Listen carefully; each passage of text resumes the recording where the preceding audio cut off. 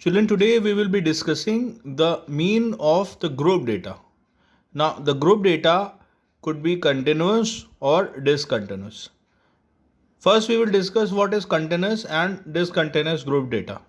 Right, I have drawn the two tables here that representing one table representing continuous group data, other table is representing discontinuous group data. Let's see the first one, continuous group data. In a continuous group data, you will see that the lower limit, the upper limit of the first class and the lower limit of second class will be same. You can see that here 10 written, second class lower limit is also 10.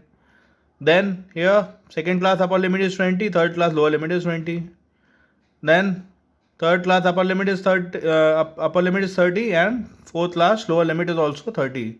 You can see that the upper limit and the lower limit of the successive class are same. So if this happens, if we get the overlapping class interval, then this will be representing continuous group data. Now if frequency of the data is given as 4, 5, 6, 7, 8, if we have to calculate x is what? The mid value or the mean value of the class interval. So mid value, the value of x, the mid value or the mean value of the class interval will calculate by adding the upper limit and lower limit. This is the average value of the upper limit and the lower limit. So x will be calculated upper limit plus lower limit upon 2. So if you calculate x here of 0 and 10, you will get 0 plus 10 upon 2. It will be 10 upon 2. It will be 5. 10 plus 20 upon 2. It will be 10 plus 20 will be 30 upon 2. It will be 15. 20 plus 30 upon 2. That will be 50 upon 2. It will be 25.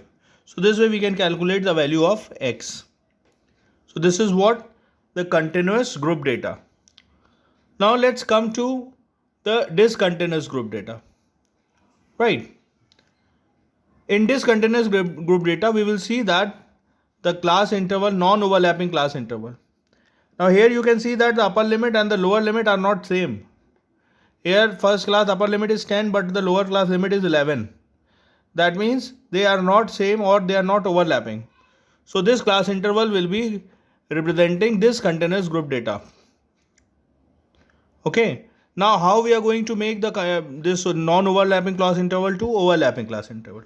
Pay attention children, by finding the adjustment factor. Okay, what is the adjustment factor? How we calculate the adjustment factor? Lower limit of the second class minus upper limit of the first class upon 2.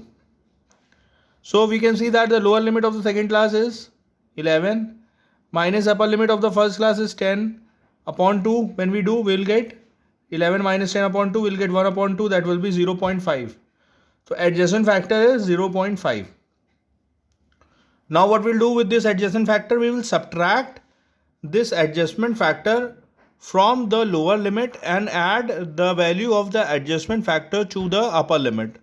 So if we subtract this 0.5 to the lower limit, so 1 minus 0.5 will be 0.5. So the lower limit will become 0.5. And when we add this 0.5 to the upper limit, 10 plus 0.5 will be 10.5. So this we do in every class interval to make the non-overlapping class interval to overlapping class interval. So when we do this in this class interval, 11 minus 0.5, it will be 10.5. 20 plus 0.5, it will be 20.5.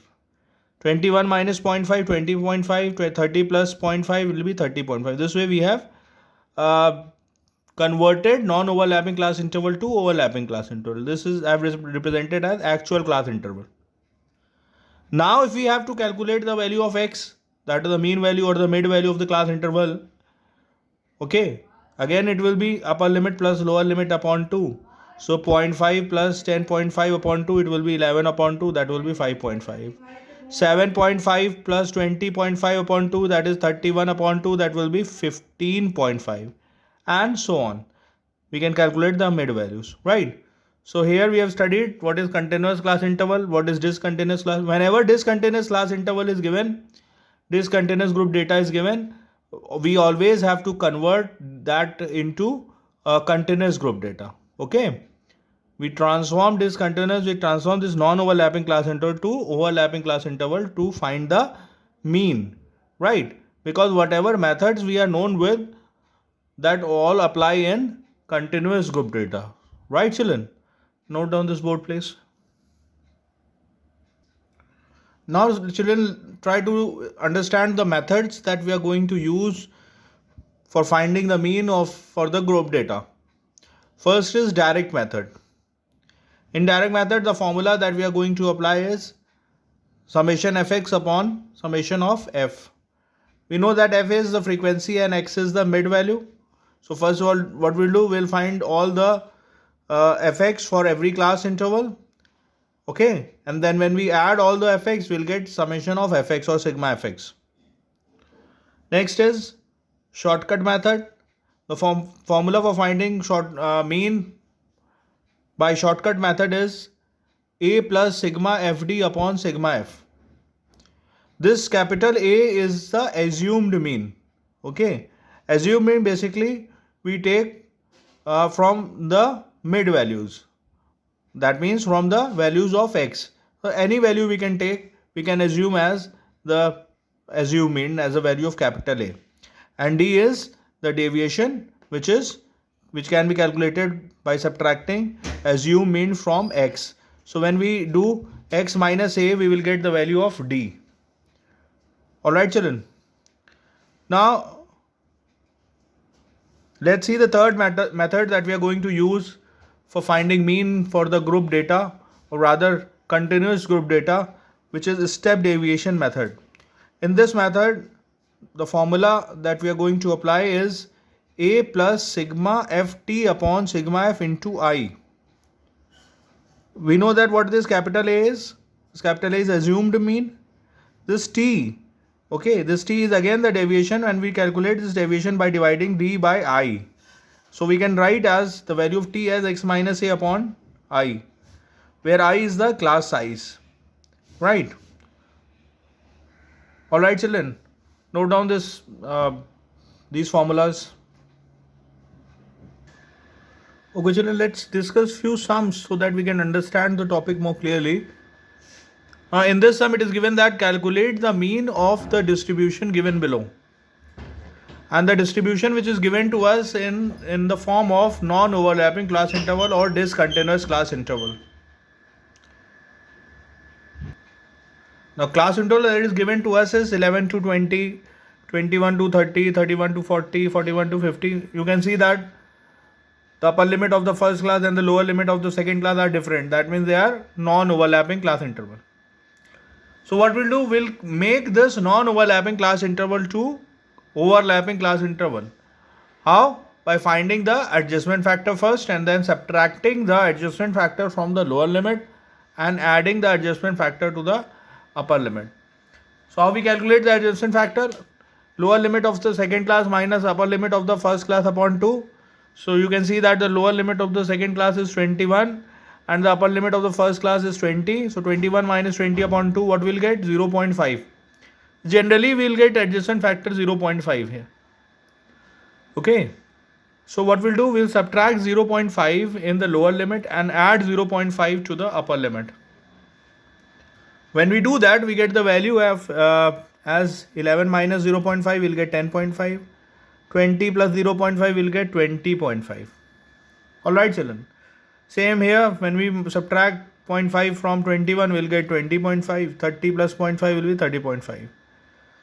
And so on. Now you can see that non-overlapping class interval has been converted into overlapping class interval. Now you can see that the upper limit of the first class and the lower limit of the second class are same. So this way we convert non-overlapping to overlapping. We have discussed previously. The frequency is given as 2, 6. The frequency which is given to us is 2, 6, 10, 12, 9, 7, 4. Right. So when we calculate the mid value or the value of x, what we'll do? We'll add the lower limit and the upper limit and then divide it by 2. So 10.5 plus 20.5 upon 2 we'll get 31. 20.5 plus 30, we'll get 15.5. 20.5 plus 30.5 when we do add and then divided by 2, we'll get 51 upon 2. That will be 25.5. When we add 30.5 to 40.5 and divide by 2, we'll get 35.5, and so on. We can calculate the value of x like this. Now when we multiply this f and x, we will get fx. So the fx of the class 1 will be 2 into 15.5, that is 31. Fx for class 2 will be 6 into 25.5, will be 153. Fx for class 3 will be 10 into 35.5, will be 355, and so on. We can obtain the value of fx for every class interval.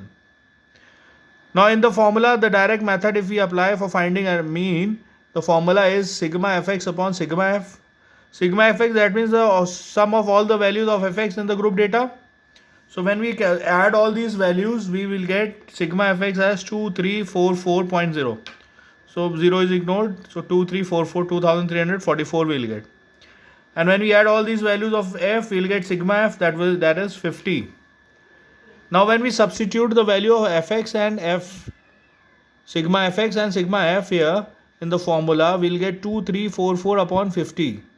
1 0 removed, decimal will come in the numerator, and when we divide this numerator by 5, we will get 46.88. Round off to one decimal place, we will get 46.9. That means arithmetic mean of the given data is 46.9. Now we are going to use the same question and apply different method to find the value of arithmetic mean, right? So next we will be applying shortcut method and see that how to calculate the arithmetic mean using shortcut method. Alright, note down this much first. Now children, we will be calculating the mean using shortcut method for finding arithmetic mean. So remember, whether it is direct method, whether it is a shortcut method or step deviation method, these methods are always applicable in continuous group data. So whenever non-continuous group data is given, first we change into continuous group data. Yeah, we have already discussed. Now we will only discuss how to find the mean using shortcut method. So this is the class interval that is given to us. The frequency class interval, actual class interval we have calculated. Frequency it's given. So what we'll do, we'll calculate the value of x, right? Mean value or mid value. So among this value of x, we pick up any value and assumed as a mean. We suppose I have taken 25.5 as a assumed mean. You can assume any other value. That will not affect the answer, children. So here 25.5 is the assumed mean. So for finding the deviation d, what we'll do, d is x minus a. So when we do 15.5 minus 25.5, what we'll get? Minus 10. 25.5 minus 25.5, it will be 0. Same as 35.5 minus 25.5, it will be 10. Then we get 20, 30, 40 and 50. Okay, so these are the minus 10, 0, 10, 20, 30, 40 and 50 are the value of the d or deviation. Now what we'll do? We find the value of fd. So what we'll do, we'll multiply the value of d and f, frequency and deviation. So when you multiply 2 to minus 10, we'll get minus 20, then 0 to 6, 0, 10 to 10, 100, 12 to 20, it will be 240, 9 to 30, it will be 270, then 280, and then 4 into 50 is 200. So for finding the value of summation of fd or sigma fd, we'll add up all these value. So when we add, what we'll get? 1070. The value of sigma f we have already calculated is 50. Now for the formula for finding the mean using shortcut method is a plus sigma fd upon sigma f, where capital A is the assumed mean and d is deviation. So the value of assumed mean we have taken as 25.5. So I have substituted 25.5 in place of capital A. The sigma fd value we have calculated 1070 and sigma f is 50. So when we substitute the values, now you can see that these zeros will get cancelled. 107 upon 5 is 21.4 and this is 25.5. So when we add, we'll get 46.9, as we have calculated the mean using direct method. So does not matter which method you are applying, the answer will be same, right? So this is here we have calculated the arithmetic mean of the continuous data. We have converted the data into continuous form using shortcut method. Alright children, note down this much first. Now children, let's see another method for finding the mean. This is called step deviation method. This method is again applied in continuous group data. So whenever this data is discontinuous, first we convert the data into continuous group data or non-overlapping class interval to overlapping class interval by subtracting and adding the adjustment factor. We have already discussed. Let's discuss further. So now we have converted the non-overlapping class interval to overlapping class interval. Frequency is given and the value of x we have calculated. So for step deviation method, the formula is a plus sigma ft upon sigma f into I, where the value of t is x minus a upon I, and this I is the class size. That means upper limit minus lower limit. So if we calculate the value of t here, so what we'll do? Assume mean I've assumed as the same 25.5. So 15.5 minus 25.5 will get minus 10. Minus 10 upon 10 it will be minus 1. Here the value of t will be 0, 1, 2, 3, 4 and 5 we will get.